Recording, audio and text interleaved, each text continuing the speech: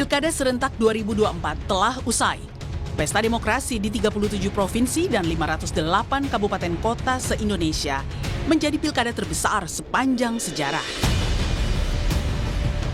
Namun, 5 hari jelang pencoblosan, publik diramaikan dengan isu masifnya Partai Coklat atau Parcok yang diasosiasikan dengan polisi dan ASN. Istilah Parcok pertama kali muncul dari pernyataan Sekjen PDI Perjuangan Hasto Kristianto yang merujuk pada kelompok simpatisan Presiden ke-7 Joko Widodo yang diduga dikerahkan dalam pilkada. Sisi gelap demokrasi, di mana sisi gelap demokrasi ini digerakkan oleh suatu ambisi kekuasaan yang tidak pernah berhenti, yang merupakan perpaduan dari 3 aspek. Pertama adalah ambisi Jokowi sendiri, kemudian yang kedua adalah gerakan Parcok, Partai Coklat, dan yang ketiga PJ Kepala Daerah.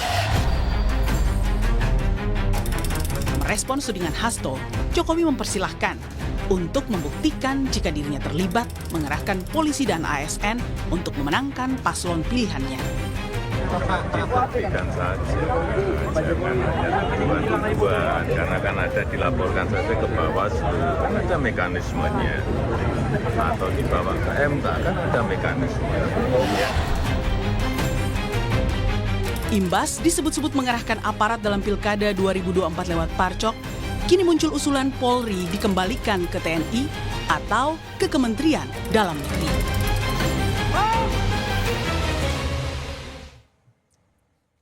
Saya masih bersama mantan Wakapolri periode 2011-2013, Komjen Purnawirawan Nanan Soekarno, yang merupakan peraih Adi Makayasa lulusan terbaik Akpol tahun 1978. Pak Nanan, tadi kita sudah bicara soal bagaimana pimpinan Polri harusnya bisa lebih cepat, tegas untuk memberikan sanksi pada anggotanya yang terlibat dalam kejahatan dan pemalsuan barang bukti. Kita juga mendengar lagi cerita soal bagaimana polisi dianggap diasosiasikan sebagai Parcok.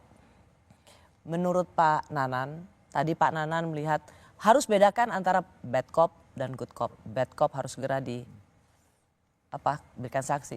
Tapi kemudian ada istilah Parcok karena polisi ikut cawe-cawe di politik. Apakah Pak Nanan melihat memang polisi juga ikut terlibat aktif memenangkan kandidat tertentu atas permintaan rezim? Ya, saya merefer dulu ya, teman saya dicopot sebagai Kapolwil karena dia ikut serta berpihak.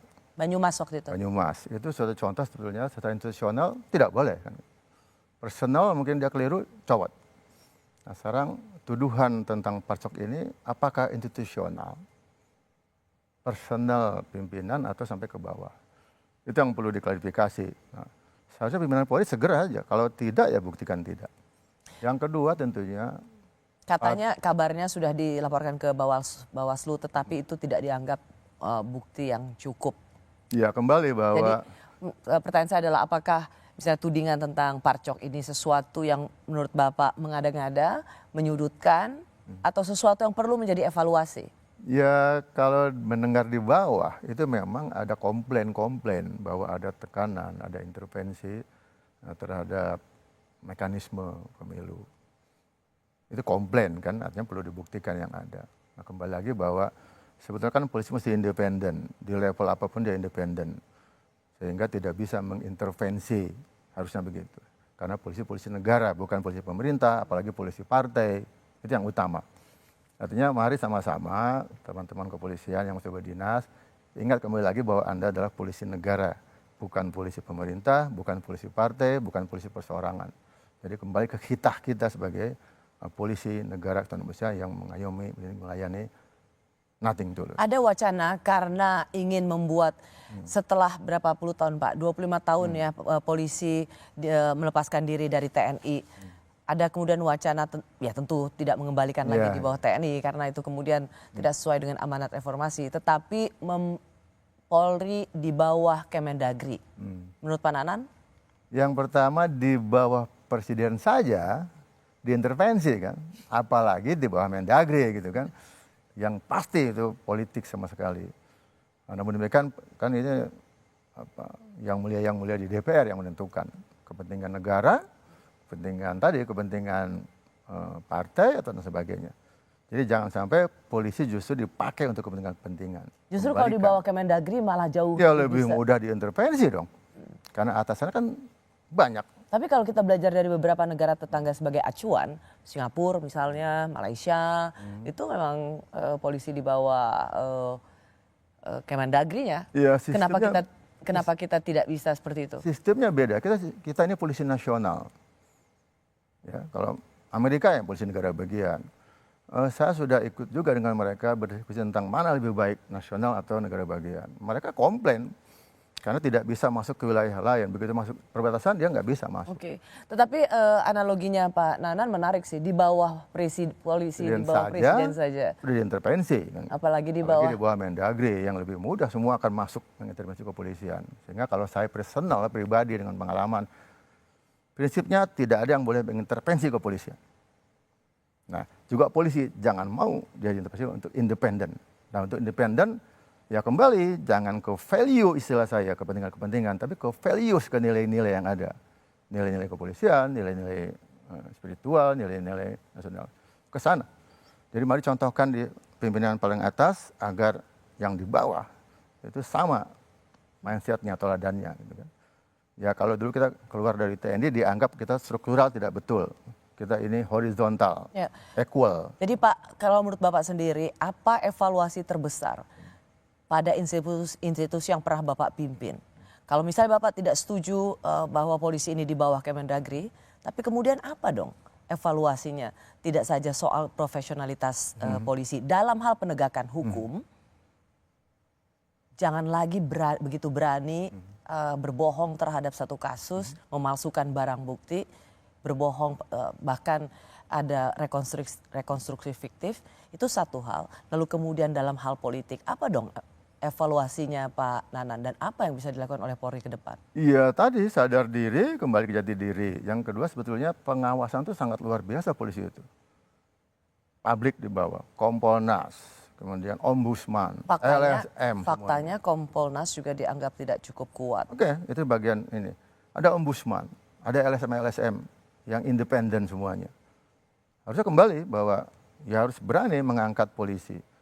Makanya dulu saya mengatakan bahwa tegur, tindak, berikan masukan kepada kepolisian yang benar untuk kepentingan negara, bukan kepentingan pribadi, bukan negur dapat proyek kan gitu. Negur dapat ini. Tapi bukan personally. Jadi mari sama-sama pengawas publik itu, Kompolnas, Ombudsman, LSM, ya tegakkan kembali agar Polri ini menjadi penegak hukum yang benar. Pak, ada satu lagi. Jadi Bapak tidak setuju ya bahwa polisi di bawah Kemendagri ya, sama seperti suara Pak Tito yang juga mantan Kapolri dan sekarang menjadi Kemendagri. Nggak setuju. Tadi demi kepentingan negara itu akan lebih mempersulit bagaimana bisa independen kepolisian. Satu, yang kedua, tugas polisi itu tidak satu. Kalau Mendagri itu hanya nanti pengamanan saja.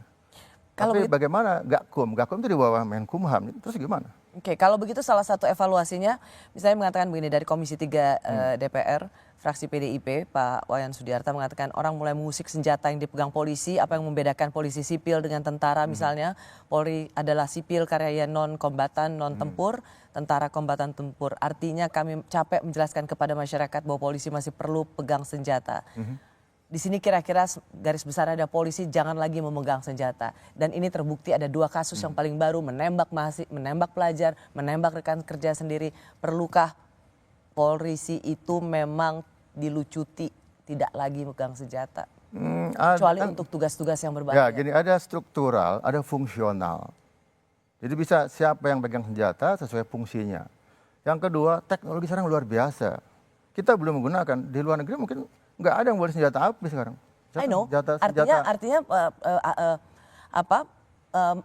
permintaan ini valid dong. Artinya bahwa tidak semua polisi harus bisa pegang senjata. Serse dan seperti tadi dari Semarang nggak perlu lagi pegang senjata api. Ya, deadly itu tidak boleh.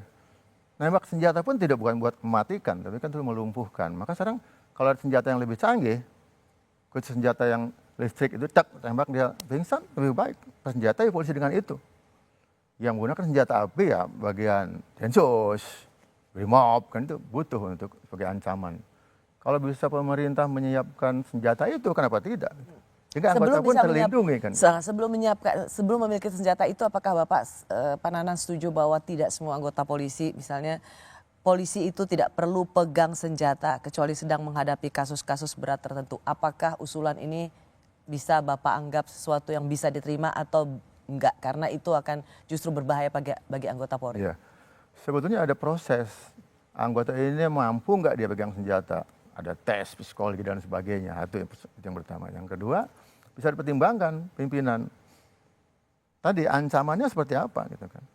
Kan tidak setiap hari ada ancaman yang harus dengan senjata. Siapa yang dikedepankan dengan senjata atau hanya tongkat polisi saja? Gitu. Jadi itu bisa dilihat dengan ancaman yang ada. Oke. Tapi Bapak tapi Bapak tidak setuju kalau anggota polisi sama sekali tidak memegang senjata. Iya, polisi itu adalah ya harus bersenjata, tapi kapan dia menggunakan, bagaimana ancamannya yang harus dijelaskan. Seperti judul kita malam hari ini, seragam dan senjata, di mana batasannya? Yang penting polisi tahu sebagai penegak hukum dan pengayom masyarakat, jangan bunuh masyarakatnya sendiri yang tidak melakukan apa-apa dan bahkan tidak bersenjata. Ya. Jangan jadikan peluru yang dibayar dengan uang pajak justru untuk membunuh anak bangsa. Untuk melindungi, mengayomi, melayani masyarakat, itu senjata. Jadi bayangkan sekarang kalau polisinya tidak bersenjata semua, kemudian penjahatnya bersenjata semua, maka polisi tidak bisa melindungi masyarakat yang benarnya kan gitu. Ini juga bisa dipertimbangkan. Kondisi apa sekarang di masyarakat yang ada? Malingnya bersenjata, semua bersenjata. Terus polisi tidak bersenjata, hanya dengan tongkat saja. Bagaimana polisi bisa melindungi, mengayomi, melayani masyarakat yang perlu dilindungi? Itu juga pertimbangan yang harus dijadikan wah polisi copot. Tidak dengan emosional, tidak dengan struktural. Makanya lihat ini kesalahan personal atau institusional. Harus ini kajian, Pak. Kalau personal, satu pelajaran yang sangat berarti sebenarnya. Satu sisi kita tahu masih banyak polisi yang baik, dan kita memberikan ruang terus tumbuhnya polisi yang baik. Tapi satu sisi semoga polisi yang baik ini dan pimpinan Polri bisa memberikan garis yang tegas, memisahkan mana polisi yang baik dan menghukum polisi yang memang penjahat. Terima kasih Pak Nanan. Terima kasih untuk perspektif dari Anda. Terima kasih juga sudah menyaksikan Rosi. Sampai jumpa Kamis depan. Tetaplah di Kompas TV, independen terpercaya.